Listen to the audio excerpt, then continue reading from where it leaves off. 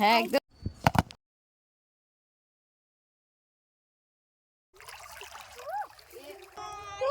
সাবাস, যা যা যা সব যা।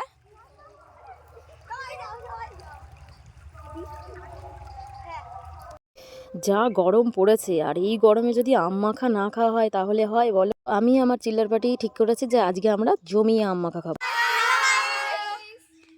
তো আজকে ওরা ঠিক করেছে যে আম মাখাটা ওরাই করবে। তো গাছ থেকে আম নিয়ে আমরা চলে গেছিলাম পাশের একটা বাগানে, কারণ বাড়ি বসে খাওয়ার থেকে বাইরে গিয়ে নিজেরা আনন্দ করে খাওয়ার মজাটাই আলাদা। ছিঁড়ে দিবি। এই সবাই তাকাও একটু। হ্যালো, দেখ মাথাটা কেমন দিল। নিজের হাতেই হাস পূজা হাস, সিরিয়াস করছি। দিদিদের দেখে ভাইয়েরও খুব শখ হলো যে আমিও কিছুটা কাজ করব। তো এই যে যথারীতি ভাইও এবার কাজে লেগে পড়ে। তো কাজের ফাঁকে আমরা ছোট্ট করে একটু টিফিন করে নিলাম। দুটো বিস্কুটের প্যাকেট নিয়ে গেছিলাম, হাতের কাছে যা পেয়েছিলাম। হঠাৎ করে আমাদের এটা প্রোগ্রাম হয়েছিল। তো এই যে সবাই এখন একটু হালকা করে টিফিন করে নিচ্ছি। টিফিন যেমন তেমন সবার বেশ একটা আলাদাই মজা হচ্ছিল।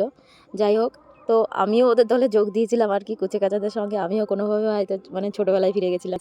মোটামুটি আমাদের আম ঘষা হয়ে গেছে। তো এবার বাকি ইনগ্রিডিয়েন্টসগুলো ওরাই দিয়ে নিচ্ছে নিজেদের মতো করে। ওরাই আজকে তৈরি করবে আম মাখাটা। তো এই যে সব জিনিসপত্র দিয়ে ওরাই তৈরি করছে। যাই হোক, ভীষণ মজা করে ওরা তৈরি করছিল। তো এই যে কাসুন্দি টাসুন্দি দিয়ে বেশ সুন্দর করে ওরা একটা আম মাখা তৈরি করছিল, যেটা দেখে জিভে পুরো জল চলে এসেছিল। এবং আম মাখাটা হয়েছিল দারুণ টেস্টি। মানে ওরা খুব মন দিয়ে করছিল, তো মানে দারুণ। আমি এবার উপর দিয়ে একটু বিট নুন ছড়িয়ে দিলাম।